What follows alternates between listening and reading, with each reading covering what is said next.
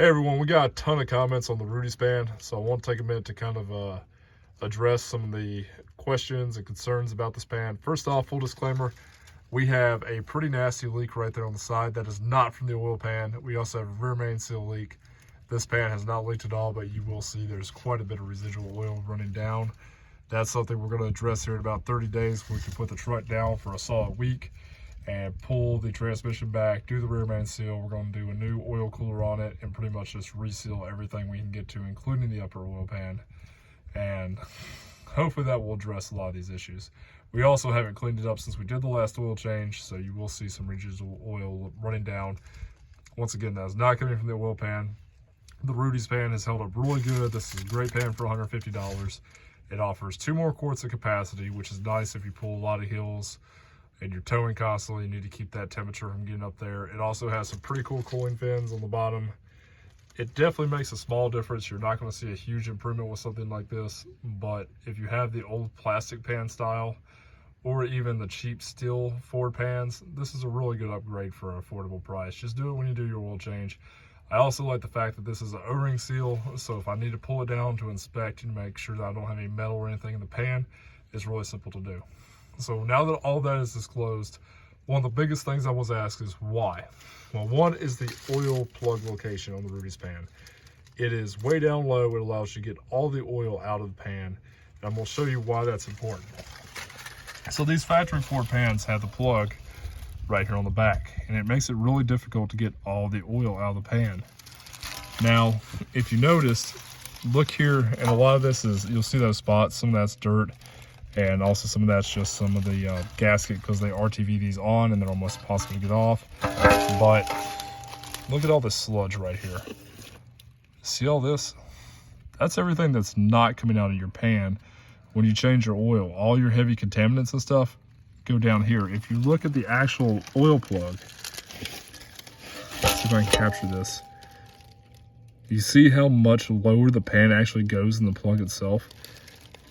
And from the cheap, thin, crappy metal they use on these pans and the plug, that's all the bits of the thread that have come off of the pan and the drain plug right there. All sitting in the bottom of your pan, along with that brown, nasty sludge stuff. I mean, guys, this stuff is just nasty. Look at that. That's everything that's not coming out of your oil pan when you change the oil on these. And I'm sorry, Ford could have done a much better job. These are just incredibly cheap and poorly made pans. And once again, you can see right there. So these Rudy pans are much thicker. I mean, just look at that flange. I mean, it comes with all grade 8 hardware. You get a magnetic drain plug. It's just way, way better quality. Once again, $150 from Rudy. I mean, I think they have it priced incredibly competitively. I know there's some other pans out there on the market, you know, for like the $300 range. I don't know if I would spend $300 or $400 on a pan on these trucks, but for $150, I would say this is a great upgrade that offers you 2 more quarts of capacity. It definitely, with those cooling fins, once again, it's not going to make a little bit of a huge difference, but I mean, it's probably going to help a little bit. It's definitely not going to hurt you. And if you're like me and you're towing all the time, I mean, we tow 40,000 miles a year with this truck, and we probably drive it another 10,000 unloaded.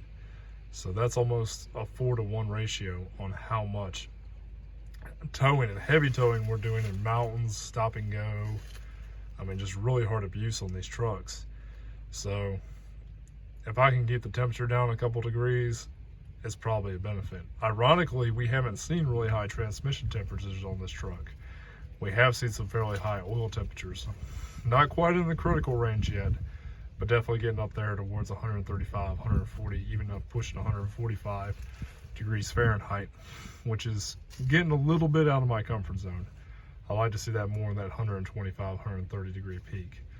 But once again, for you guys that have the old plastic pans, on the early 6.7s, I absolutely recommend this. For you guys that have the steel pans, it's probably not an absolute thing you need to do, but if you're gonna do it, I would probably just do the Rudy's. I mean, versus spending $80 or whatever on a factory crappy Ford one that's gonna give you I mean, if you ever have to take it off, you're gonna bend it and destroy it anyway because of the RTV. And then, I mean, once again, just look at all that crap.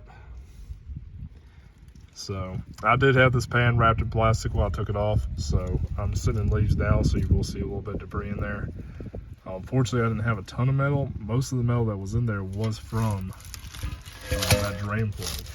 So also, one of the reasons the drain plug would not reseal, I kept having a constant drip come from the drain plug. It wasn't terrible, but it was annoying enough that I want to fix it. So once again, full disclaimer, you will see some oil sitting up there. I mean, obviously you can see how high it is. It is leaking down from around the cooler and from the rear main seal. So we're gonna just be doing a complete reseal on this thing. We just have to wait about another 20-25 days until I could actually put the truck down for a week and just go through everything and fix it properly. As always, guys, I hope this helps somebody. I pay for these parts with my own money. I am not sponsored, so be safe out there and all the way.